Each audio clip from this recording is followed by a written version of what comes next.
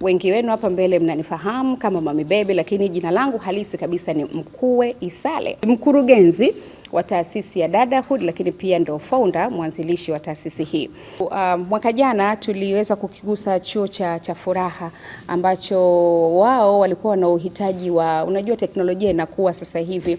Kwa hiyo masomo mengi watu wanakaa kwenye laptop, wanakaa kwenye PC, kwenye kompyuta na vitu kama hivyo. Kwa hiyo wao wenyewe walisema kwamba tunaomba mtusaidie kwenye upande wa vifaa hivi, kwa sisi kwenye ufanyaji wetu wa kwenye masomo yetu kidogo itakuwa imeturahisishia. Kwa hiyo tulifanya hivyo, na lile ni swala endelevu. Unajua mahitaji katika jamii yetu ni mahitaji ambayo ni endelevu, si mahitaji ya kuyafanya mara moja tu. Kwa hiyo pale bado tuna kazi ya ziada ya kuendelea kufanya, kupeleka vifaa. Kwa hiyo kadri ambavyo tutaendelea kuguswa ndivyo ambavyo tutaendelea kufanya.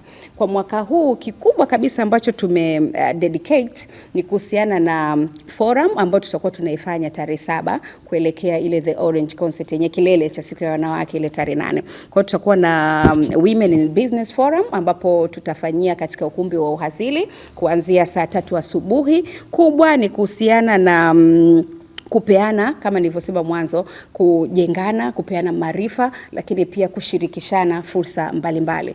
Umeona kupitia sisi na wengi, na of course tutakuwa tuna wadau, tutawatangaza kadri siku zinazozidi kwenda, ambao tutashirikiana nao katika kutoa hizo fursa ama kupeana maarifa. Kwa hiyo ni kitu ambacho tutakizungumza kadri siku zinazozidi kwenda. Na yale maadhimisho sasa ambayo tutayafanya tarehe 8, huo utakuwa ni usiku maalum wa heshima za tuzo kama ambavyo niligusia pale mwanzo, na hizi ni tuzo kwa ajili ya kuwatambua wanawake ambao wamepata mafanikio makubwa katika sekta mbalimbali ndani ya mkoa wa Tabora.